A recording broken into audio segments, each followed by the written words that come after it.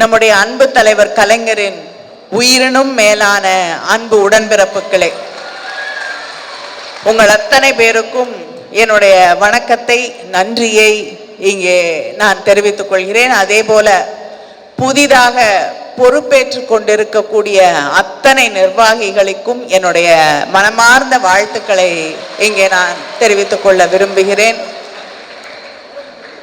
இங்கே மேடையிலே பேசியவர்கள் எல்லோருமே எந்த அளவிற்கு மகளிர் அணி தேர்தல் நேரத்திலும் சரி, போராட்ட காலங்களிலும் சரி, தன்னுடைய கட்சி பணியை அது நிறைவேற்றி கொண்டிருக்கிறது என்பதை பற்றி மிக தெளிவாக எடுத்து சொல்லி இருக்கிறார்கள். அத்தனை மாவட்ட செயலாளர்களும் இன்று அதை ஆமோதித்து பேசியிருக்கிறார்கள். தேர்தல் நேரத்திலையும் அவங்க இதெல்லாம் மனசுல வைத்து கொண்டு,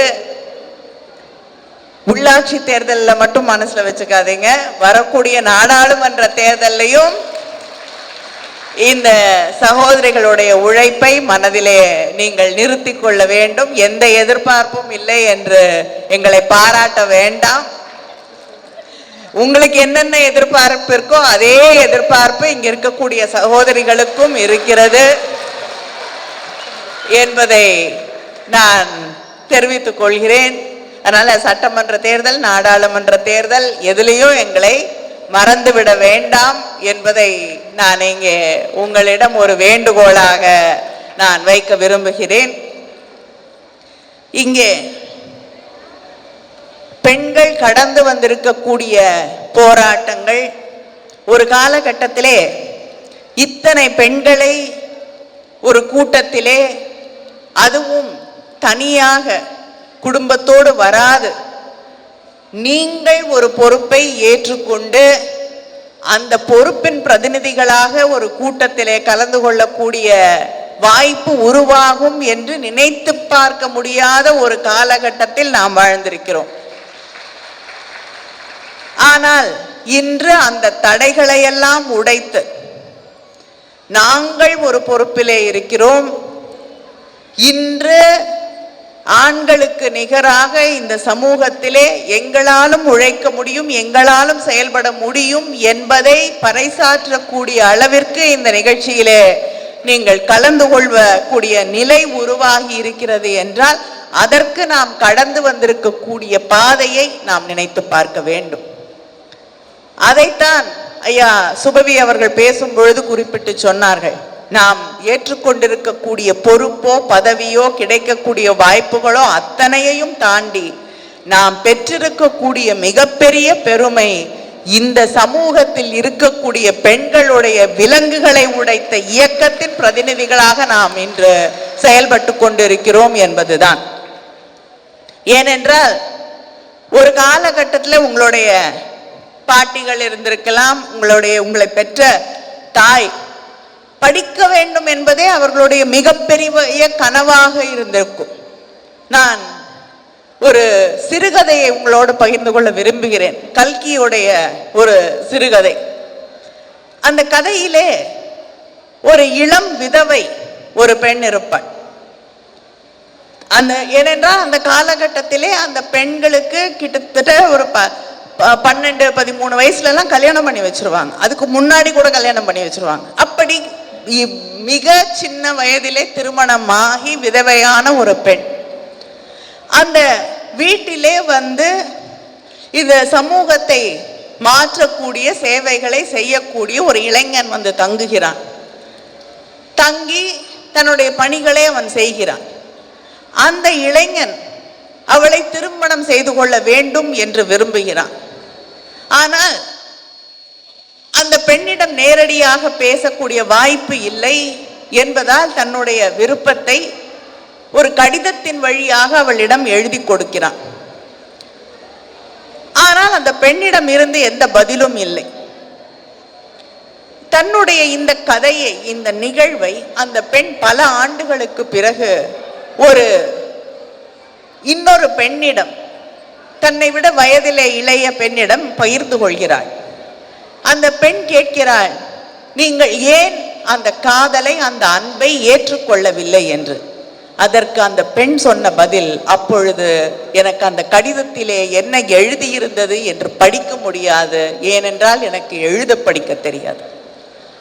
அந்த கடிதத்தை கொண்டு போய் யார்கிட்டையும் காட்ட முடியாது, என்ன எழுதியிருக்குன்னு படிச்சு சொல்லுன்னு சொல்ல முடியாது. ஒரு இளம் விதவை தன்னால் அந்த இடத்திலிருந்து தப்பித்து போக முடியும் என்ற ஒரு சூழல் உருவாகும் பொழுது படிக்க தெரியாது, எழுத படிக்க பள்ளிக்கூடத்துக்கு அனுப்பல. அதனால் நான் பல ஆண்டுகள் கழித்து அவன் எங்க இருக்கானே எனக்கு தெரியாதுங்கிற ஒரு இடத்துலதான் நான் வந்து அந்த கடிதத்தை படித்து பார்க்கிறேன். என்றால் அவ எல்லாத்தையும் விட்டுட்டு வெளியில வந்து இன்னொரு ஒரு சூழலிலே சமூகத்தின் சேவையா செய்யக்கூடிய அந்த தருணத்திலே தான் அவள் எழுத படிக்க கத்துக்கொள்கிறாள். அப்படிப்பட்ட நிலையெல்லாம் சின்ன வயது திருமணம், இளம் விதவைகள், அதை தாண்டி ஒரு பெண்ணுக்கு கல்வி என்பது தொடர்ந்து மறுக்கப்பட்ட காலகட்டம் இருந்தது.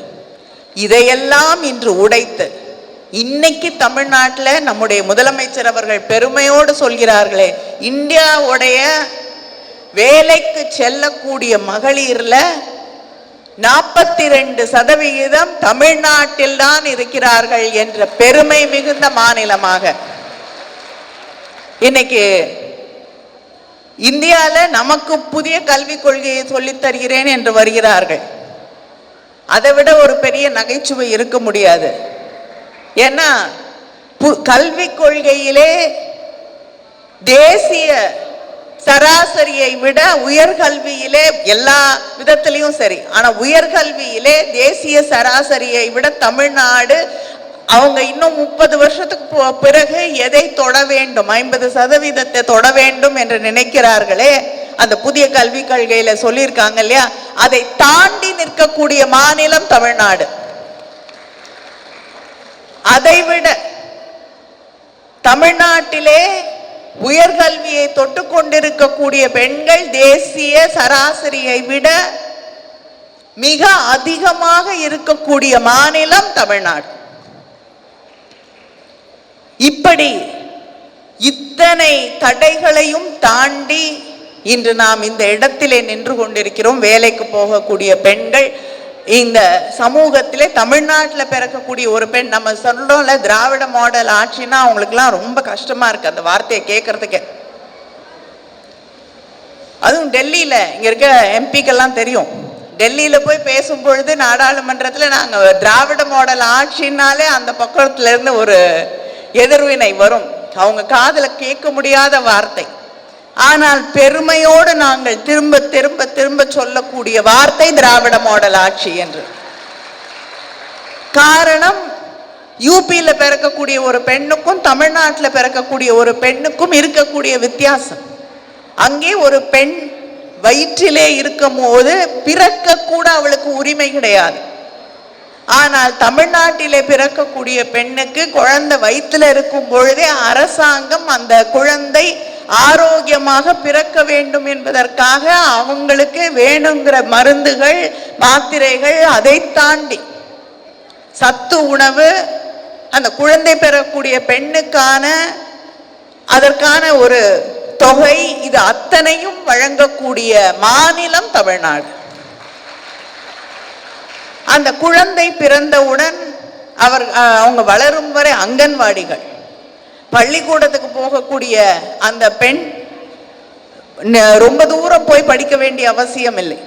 அது ஆணா இருக்கட்டும் பெண்ணா இருக்கட்டும், அந்த குழந்தை வீட்டுக்கு அருகிலேயே இருக்கக்கூடிய அரசு பள்ளிகளிலே படிக்கக்கூடிய வாய்ப்பு, 12வது வரை படிக்கக்கூடிய அந்த குழந்தை 12வது வகுப்பு முடிச்சுட்டு அரசு பள்ளியில முடிச்சுட்டு கல்லூரிக்கு போக வேண்டும் என்று நினைத்தால் அந்த பெண்ணுக்கு மாதம் 1000 ரூபாய். பஸ்ஸுக்கு போய் யாரும் கை நீட்ட வேண்டியதில்லை. பஸ்ல போய் கல்லூரி எங்க இருந்தாலும் நீங்க பஸ்ல ஏறி போய் இலவசமாக கட்டணம் இல்லாமல் விடியல் பயணத்தின் வழியாக அந்த கல்லூரிக்கு சென்று திரும்பி வர முடியும். கல்லூரிக்கு போய் படித்து விட்டு எனக்கு வேலை கிடைக்குமா கிடைக்காதா என்று தவித்துக் கொண்டிருக்க வேண்டிய அவசியம் இல்லை. நம்முடைய முதலமைச்சர் அவருடைய நான் முதல்வன் திட்டத்தின் வழியாக எந்த கல்விக்கு எப்படிப்பட்ட வேலை கிடைக்கும், அதற்கு உங்களை தயார் செய்து கொள்ளக்கூடிய அளவிற்கான அந்த உறுதுணையை அரசாங்கமே உருவாக்கி தரக்கூடிய ஒரு ஆட்சி நம்முடைய ஆட்சி. இப்படி ஒரு பெண் உத்தரப்பிரதேசத்தில் பிறந்த குழந்தைக்கு பிறக்க கூட உரிமை கிடையாது. ஆனால் தமிழ்நாட்டிலே இருக்கக்கூடிய பெண் ஒவ்வொரு நாளும் கொண்டாடப்படுகிறாள். உலகம் முழுவதும் இருக்கக்கூடிய பெண்களுடைய உழைப்பு,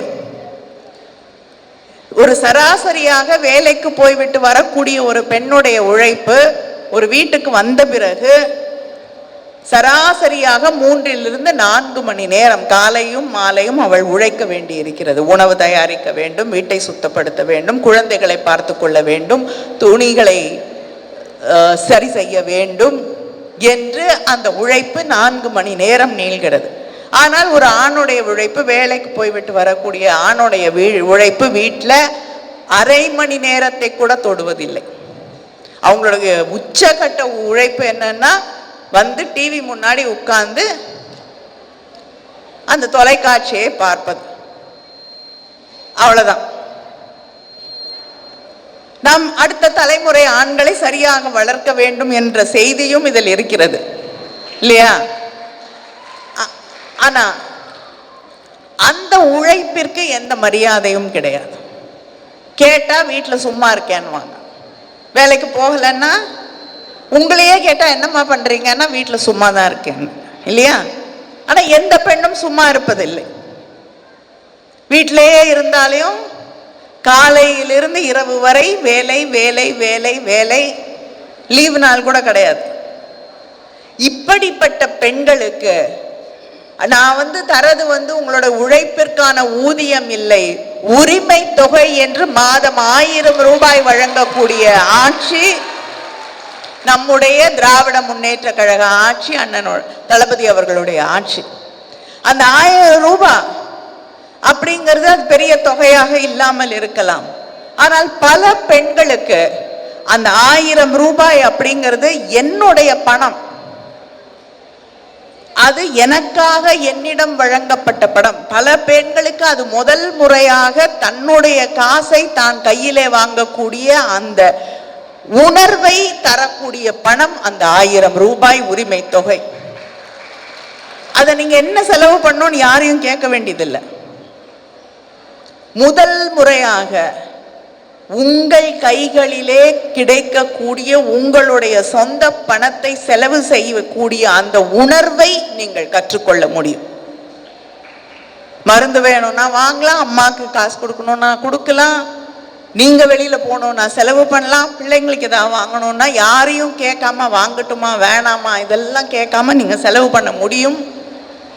அந்த 1000 ரூபாய் உங்கள் கையிலே வரும் பொழுது, இது 1000 ரூபாய்க்கே எனக்கு இவ்வளவு மகிழ்ச்சியா இருக்கே, இவ்வளவு உரிமை கிடைக்கிறதே, நானும் சம்பாதித்தால், நானும் பணம் ஈட்டினால், நானும் பொருளீட்டினால் எனக்கு என்னென்ன விடுதலை உணர்வு கிடைக்கும் என்பதை உங்களுக்கு புரிய வைக்கக்கூடியதுதான் அந்த 1000 ரூபாய். அத நம்முடைய முதலமைச்சர் தரக்கூடிய அந்த உரிமை தொகையை ஒரு முறை வாங்கிய சகோதரி தன்னுடைய மகளை படிக்க வைப்பாள், அவளை வேலைக்கு செல்ல வேண்டும் என்று வலியுறுத்துவாள். ஏனென்றால் தான் பெற்ற அந்த சுதந்திர உணர்வை, விடுதலை உணர்வை தன்னுடைய அடுத்த தலைமுறை பெற வேண்டும் என்று பாடுபடுவாள். அதனால் இது ஏதோ 1000 ரூபாய் தேர்தலுக்காக கொடுக்கிறார்கள். முதலமைச்சர் 1000 ரூபாய் கொடுக்கிறேன்னு தேர்தல் நேரத்தில் சொன்னாரு, கொடுக்கிறாரு என்பது இல்லை. எப்படி தலைவர் கலைஞர் அவர்கள், நீ திருமணம் செய்து கொள்ள வேண்டும் அவ்வளவுதானே, நீ வீட்டில் இருக்கக்கூடிய குழந்தையை படிக்க வை, படிக்க வச்சினா 10வது படிக்க வச்சினா நான் திருமணம் செய்து தருகிறேன், 25,000 ரூபாய் நான் தரேன், அந்த குழந்தைய 10வது வரைக்குமாவது படிக்க வை என்று ஒரு தலைமுறையை படிக்க வைத்த தலைவர் கலைஞர் அவர்கள். அந்த 10வது வரைக்கும் படித்த பிள்ளைங்க தான் இன்னைக்கு கல்லூரியில் நின்று கொண்டிருக்கிறார்கள். அந்த கல்லூரியிலே நிற்கக்கூடிய குழந்தை எந்த காலத்திலும் அந்த படிப்பு நின்றுவிடக்கூடாது என்பதற்காகத்தான் தலைவர் கலைஞரின் ஆட்சியின் நீட்சியாக இந்த ஆட்சியை நடத்தி கொண்டிருக்கக்கூடிய நம்முடைய முதலமைச்சர் அவர்கள் 1000 ரூபாயை கல்லூரிக்கு செல்லக்கூடிய அந்த பெண்களுக்கு தந்து கொண்டிருக்கிறார்கள். ஆணும் பெண்ணும் சமம்னு சொல்றோம். அதனால பெண்ணுக்கு மட்டும் படிக்கிறதுக்கு கொடுக்கல, இப்பொழுது ஆண்களுக்கும் சேர்ந்து கல்லூரிக்கு போகக்கூடிய இளைஞர்களுக்கும் 1000 ரூபாய் வழங்கப்படுகிறது தமிழ் புதல்வன் என்ற அந்த திட்டத்தின் வழியாக. இப்படி ஒவ்வொருவருக்கும் இங்க இருக்கக்கூடிய சகோதரிகளாக இருக்கட்டும், சகோதரர்களாக இருக்கட்டும், அத்தனை பேருடைய வாழ்க்கையை மாற்ற வேண்டும், மேம்படுத்த வேண்டும் என்று ஒரு ஆட்சியை நாம் நடத்தி கொண்டிருக்கிறோம் என்ற பெருமை மிகுந்த ஆட்சி இயக்கம் திராவிட முன்னேற்ற கழகம் என்ற அந்த பெருமை உங்கள் அத்தனை பேர் மனதிலும் இருக்க வேண்டும். அதை தாண்டி நிறைய பேர் கேட்கலாம், டீலிமிட்டேஷன். முதலமைச்சர் திரும்ப திரும்ப திரும்ப ஒவ்வொரு நாளும் ஒரு பிரச்சனையை எழுப்பிட்டு இருக்காரு. பிஜேபியில் கேட்குறாங்க, இந்த முதலமைச்சருக்கு ஆட்சியை நடத்துறாரா, எப்ப பார்த்தாலும் எங்களோட சண்டைக்கு வராரேன்னு. அவருக்கு என்ன ஆசையா? நீங்க மொழியை பத்தி ஏன் பேசுறாங்க? நீங்க கொண்டு வந்து மொழியை திணிக்கும் பொழுது எதிர்க்காமல் தமிழர்களுடைய ஒரு தலைவனாக, தமிழர்களுடைய ஒரு முதலமைச்சராக, தமிழர்களுடைய பிரதிநிதியாக, குரலாக தேர்ந்தெடுக்கப்பட்ட ஒரு முதலமைச்சருக்கு வேற வழி என்ன? அதை எதிர்த்து நிற்க வேண்டிய கட்டாயத்திற்கு அவர் ஆளாக்கப்படுகிறார். நீங்க மும்மொழி கொள்கையை கொண்டு வந்து திணிக்கும் பொழுது எங்களுடைய மக்களின் எதிர்காலத்தை, குழந்தைங்களுக்கு இன்னைக்கு பள்ளிக்கூடத்தில் படிக்கிறதுக்கு ஏராளமான விஷயம் இருக்கு, எல்லாத்தையும் விட்டுட்டு நீ ஹிந்தி படினா ஹிந்தி படிச்சுட்டு என்ன பண்றது? அமெரிக்காவில் வேலை கிடைக்கிறாங்களா? இல்லை வேற ஏதாவது ஜெர்மனியில் வந்து ஹிந்தி படிச்சுட்டு போய் வேலை பார்க்க முடியுமா? இன்னைக்கு எந்த மொழியுமே வேண்டாம், ஏஐ வந்துருச்சு, டிரான்ஸ்லேட்டர்ஸ் வந்துருச்சு. ஒரு போன்ல எடுத்து தட்டினா என்னுடைய மொழியில நான் தமிழ்ல பேசிட்டு அங்க கொண்டு போய் வேற ஒரு நாட்டில் போய் அவர்களுடைய எனக்கு தெரியாத மொழியின் பேரை அதில் அடித்தால் போதும், அந்த மொழியிலே நான் சொல்ல நினைப்பதை அங்கே இருக்கக்கூடியவர்களுக்கு சொல்லக்கூடிய அளவிற்கு அறிவியல் வளர்ந்து விட்டது. அந்த அறிவியலை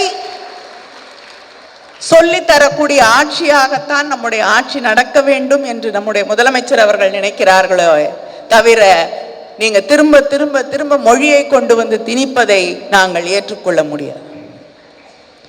அதே போல தொகுதி மறுசீரமைப்பு என்று சொல்லி மக்கள் தொகை அடிப்படையில் ஒரு தமிழ்நாட்டில் தொடர்ந்து நல்லாட்சி, நம்முடைய தலைவர் கலைஞர் அவர்கள் எல்லாரும் படிக்க வேண்டும் என்று நினைத்தார்கள்.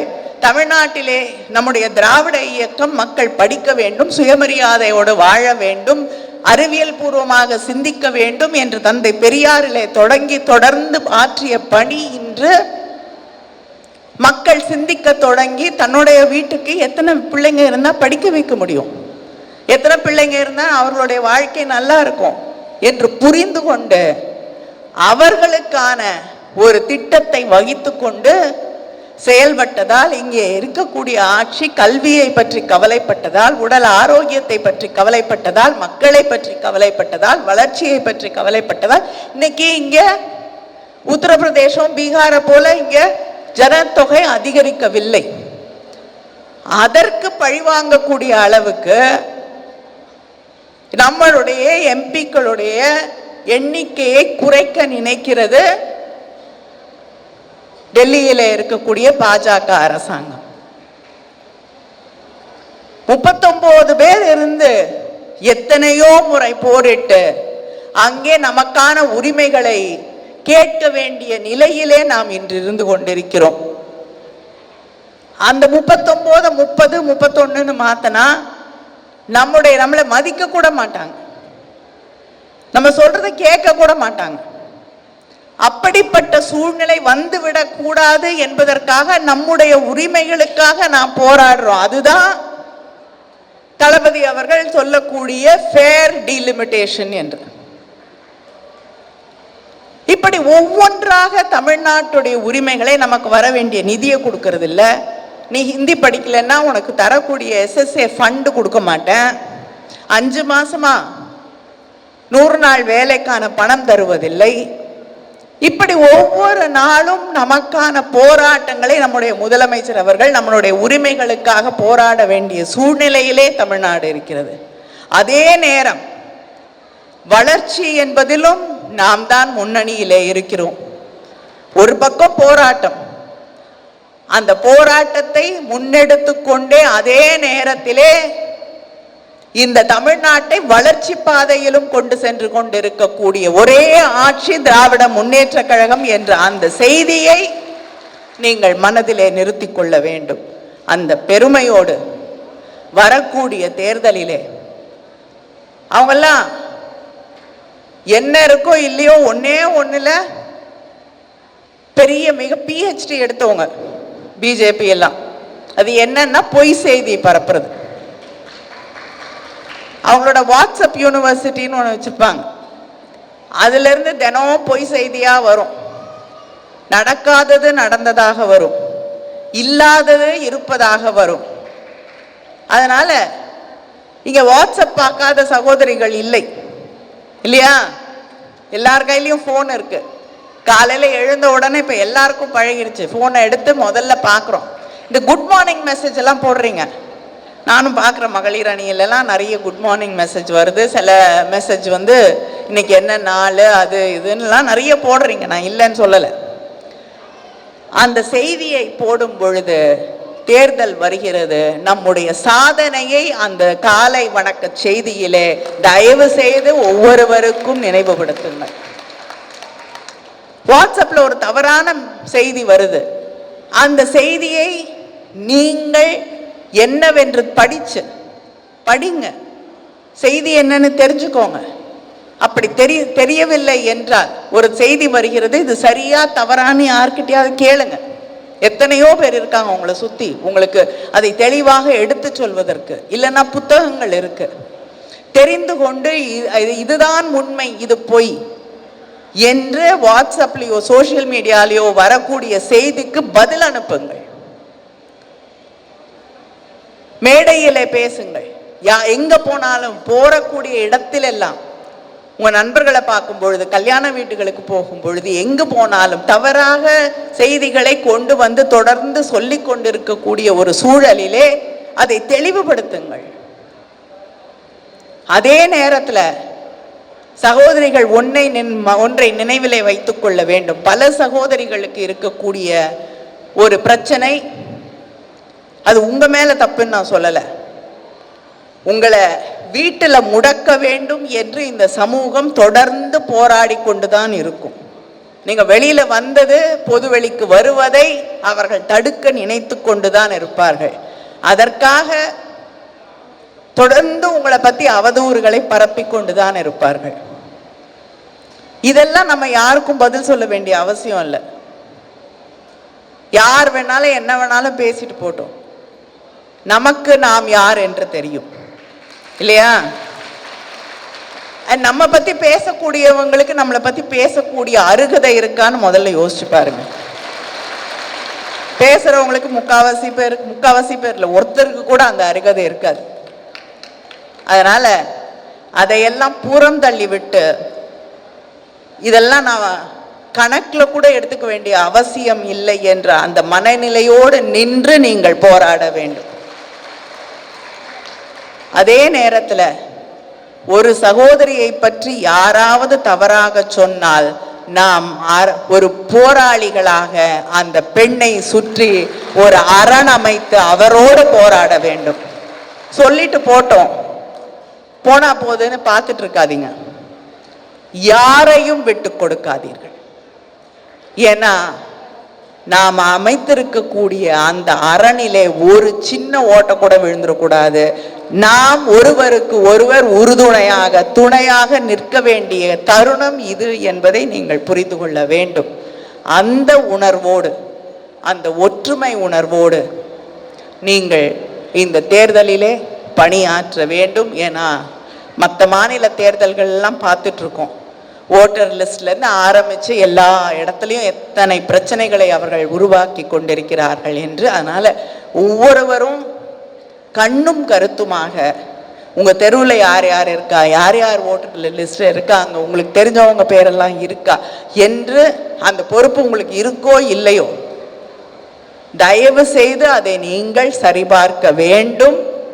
ஏதாவது ஒரு தவறு நடக்குதுன்னு தெரிஞ்சா இங்க இருக்கக்கூடிய மாவட்ட செயலாளர்கள், பொறுப்பில் இருக்கக்கூடியவர்களிடம் எடுத்து சொல்லி அதை சரி செய்ய இன்றிலிருந்து நாம் போராட வேண்டும். வரக்கூடிய தேர்தல் களத்திலே மட்டும் போராட வேண்டிய அவசியம் இருக்காதா? இதை தாண்டி பல போராட்டங்களை நாம் சந்திக்க வேண்டி இருக்கும். ஏன்னா அவங்களுக்கு நம்ம அரசியல் எதிரிகள் மட்டும் இல்லை, கொள்கை எதிரிகள் என்பதை நாம் நினைவிலே வைத்துக்கொண்டு இந்த தேர்தலிலே நம்முடைய வெற்றி என்பது வெறும் தேர்தல் வெற்றி இல்லை, அது நம்முடைய திராவிட இயக்கத்தின் வெற்றி, நம்முடைய கொள்கைகளின் வெற்றி. அந்த கொள்கையை அடுத்த தலைமுறைக்கு என்று எடுத்து செல்லக்கூடிய வெற்றி என்பதை நினைவிலே வைத்துக்கொண்டு போராடுங்கள். நன்றி, வணக்கம்.